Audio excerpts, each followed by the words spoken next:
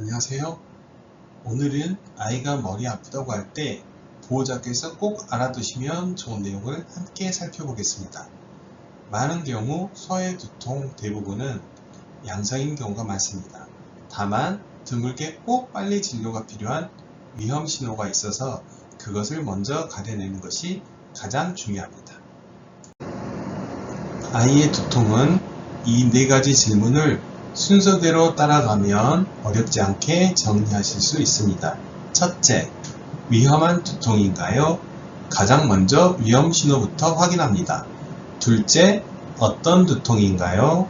두통도 종류가 있고 대부분은 위험하지 않습니다. 셋째, 이 두통을 어떻게 도와줄까요? 집에서 돌보는 방법과 안전한 진통제 사용을 알아봅니다. 넷째, 두통을 어떻게 관리할까요? 두통 일지와 생활습관으로 두통을 줄여갑니다. 오늘은 이 순서대로 하나씩 살펴보겠습니다. 오늘 말씀드리고 싶은 가장 중요한 슬라이드입니다. 이런 신호가 있으면 바로 병원으로 가시길 권고합니다. 대부분의 두통은 안전하지만 여기 빨간색 신호가 하나라도 보이면 지체하지 마시고 진료를 받으셔야 합니다. 예를 들어 벼락치듯 갑자기 매우 심한 두통, 점점 심해지거나 평소와 전혀 다른 양상의 두통, 새벽이나 아침에 잠을 깨우면서 자꾸 토하는 경우, 또 기침이나 힘을 줄 때 더 두통이 심해지거나 걸음이 휘청거리고 한쪽 팔다리에 힘이 빠지고 말이 어눌하거나 사물이 둘러 보이는 경우, 열이 나면서 목이 뻣뻣하거나 경련, 의식자가 있는 경우, 그리고 6세 미만 아이에게 처음 생긴 두통도 주의가 필요합니다. 이런 신호가 하나라도 있으면 집에서 지켜보시지 마시고 즉시 진료를 받으셔야 합니다. 앞에서 말씀드린 위험 신호가 없다면 너무 불안해하지 않으셔도 됩니다. 아이들의 두통은 대개 편두통이나 긴장성 두통 같은 흔하고 위험하지 않는 두통입니다. 진료의 원칙은 두 가지입니다.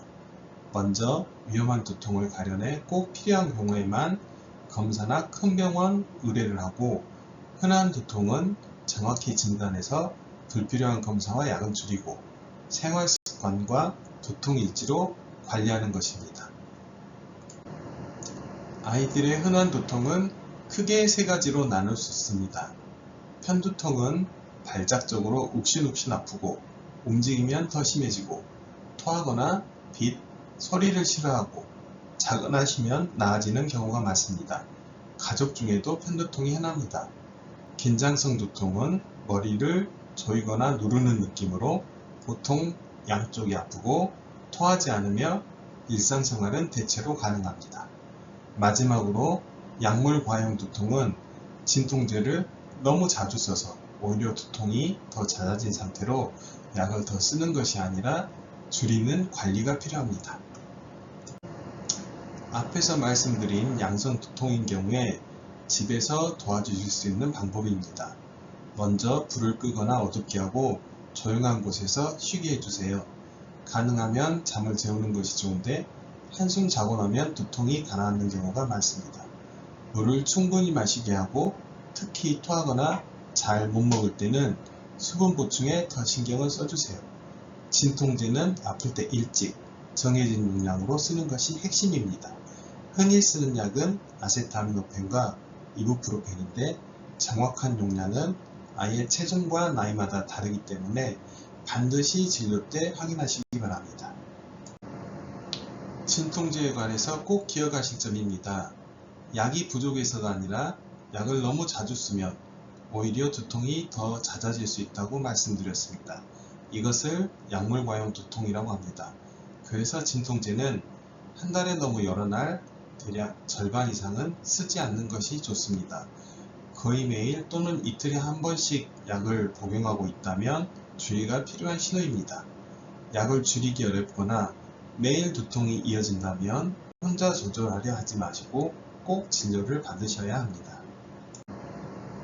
두통은 기억보다 기록이 훨씬 정확합니다. 그래서 두통 일지를 권장합니다. 두통 일지를 간단히라도 적어두시면 정확한 진단과 치료에 큰 도움이 됩니다.